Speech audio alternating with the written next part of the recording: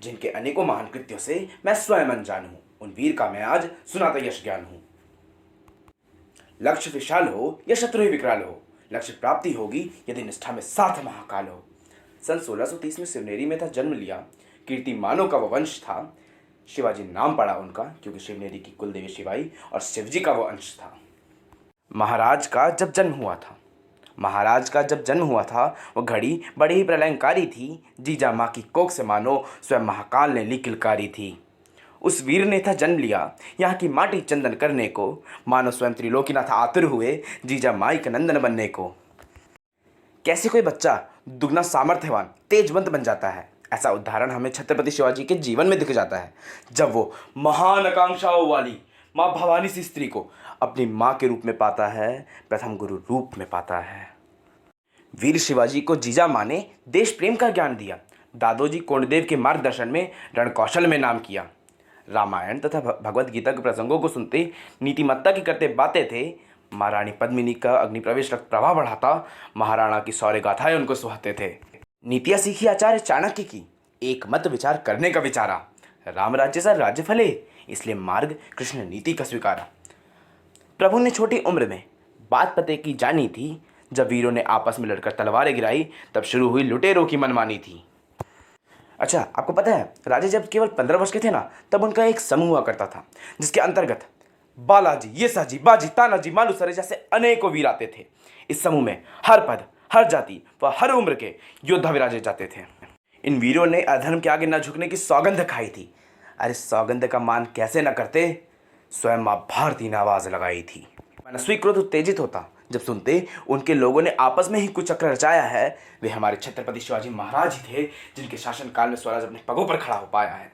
अपने देश की दुर्दशा देख मस्तिष्क में चिंताओं के बल पड़े, देश कल्याण को युद्ध तक करते बस चाहूं और नरमुंड गिरे। इतिहास प्रमाण है बंधु, जिस रण को राजे लड़े वह रण आसानी से न हारा जाता है, और गिद्दड़ चाहे 100 घेर ले पर सिंह का शावक न मारा जाता है। देश कल्याण के लिए वह योद्धा कर रहा था न्यौछावर जवानी को, प्रलयंकारी वह युद्ध था करता, मुंड काट काट करता था भेंट भवानी को। राजे के हुंकार के आगे सारे आक्रांताओं का साम्राज्य डोला था। जय भवानी, जय शिवाजी का नारा बच्चा बच्चा बोला था। बजाकर रणभेरी मराठा करते प्रणाम मां भवानी को, केसरिया बाना पहन चले करने धन्य जवानी को। तेजस्वी व्यक्ति तो सम्मान नहीं पाते अपनी करनी बतलाकर, पाते हैं जग में मान प्रचंड कर्म दिखलाकर। सदा ही रखा देश धर्म को जात पातीय संप्रदायों से ऊंचा है, इस कारणवश तो उनके वर्चस्व का कायल मेरा भारतवर्ष समूचा है।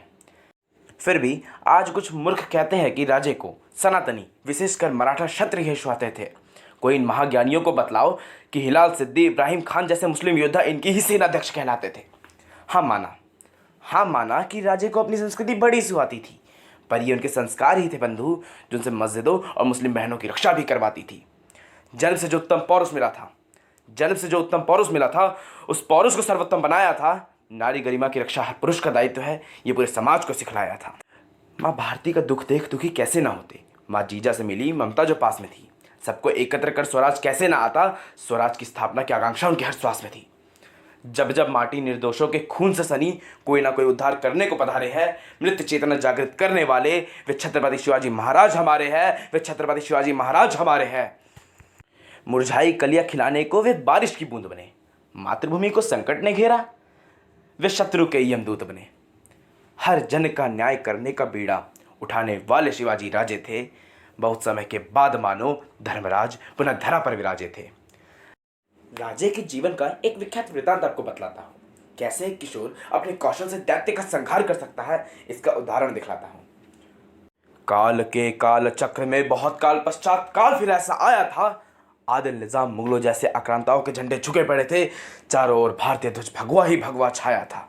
शिवाजी महाराज की यश कीर्ति को देख आदिल शाह घबराया था। अरे जाओ कोई उस काफिर को मारो, वह दुर्बुद्धि चिल्लाया था। उस काफिर को मैं मारूंगा, यह बोल हुआ 7 फीट का अफजल खड़ा। हजारों की सेना लेकर वो शिवराया को मारने चल पड़ा। फिर उसकी कुबुद्धि बल छोड़ छल का मार्ग जाती है। मुझे इस घटना का आश्चर्य नहीं, क्योंकि कायरों के हाथ में तलवार नहीं सुहाती है। उसने सोचा ये बालक मेरे षड्यंत्र को क्या पहचानेगा, जब इसकी पीठ पर वार करूंगा तभी हमारी शक्ति को जानेगा। फिर राजे को मारने हेतु संधि के लिए निहत्थे मिलने का प्रपंच रचाया। प्रतापगढ़ में केवल वे दोनों और 2 अंगरक्षक मिलेंगे, ऐसा था कुछ निष्कर्ष आया। इसके बाद जो शिवाजी ने किया था बंधु, उससे सीख हमें मिल जाती है। शत्रु से मित्रता का हाथ बढ़ाना हो तो आत्मरक्षा की तैयारी उससे पूर्व आती है। आलिंगन में शाहजी के लाल को भरकर उसने पूर्ण शक्ति से बाहों को भींच लिया। आज सारी समस्या की जड़ काट डालूंगा, ये सोचकर उसने कटार से वार किया। अफजल का कुकर्म देख वह रणधीर जोर से दहाड़ दिया। फिर कलयुग के नरसिंह ने बगनखा से कलयुगी हिरण्यकश्यप फाड़ दिया। काल ठिठक कर रुका। वह स्वयं को दृश्य नया था। अरे कैसे करूं बखान, सोच में पड़ स्वप्निल गया था। राजे का गुणगान देख मैं मंद मंद मुस्काता हूँ। आपसी मतभेद छोड़ आर्यव्रत के कल्याण हेतु जुड़ जाओ, बस इतना ही कहता जाता हूँ। आर्यव्रत के इस पावन भूखी बंधु तू भी तो एक आशा है कि भारतवर्ष को विश्व गुरु पद पर देखना तेरी भी अडिग अभिलाषा है। शिवाजी महाराज ने जहाँ कल्याण किया वह उनके ही सत्कर्मों की निंदा ना हो। जो नारी के साथ दुर्व्यवहार करने वालों के टुकड़े करवा दे, उनकी ही पावन भू पर किसी श्रद्धा के आगे मानवता शर्मिंदा ना हो। छत्रपति शिवाजी महाराज को मैं हर जन की प्रेरणा बनाना चाहता हूँ।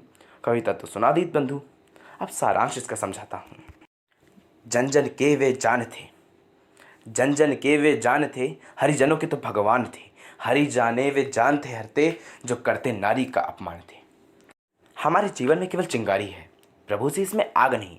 एक कविता में उनका बखान क्या करूं, ये तो उनके महान यशपूर्ण जीवन का 10वां भाग नहीं। राजे के तो भक्त सहस्त्रों, उनका कोई धर्म नहीं, कोई जात नहीं। उनके जीवन की मोतियों को कुछ शब्दों में पिरो दूं, इतनी तो इस तुच्छ की औकात नहीं। राजे का बखान जितना करूं उतना लगता है हमें कम। अब अपनी वाणी को विराम देता है आपका स्वप्निल सत्यम। अंत तक सुनने के लिए आपका धन्यवाद। अगर पसंद आया हो तो लाइक करें, एल्स डिसलाइक करें। माँ भारती आप सभी का कल्याण करें।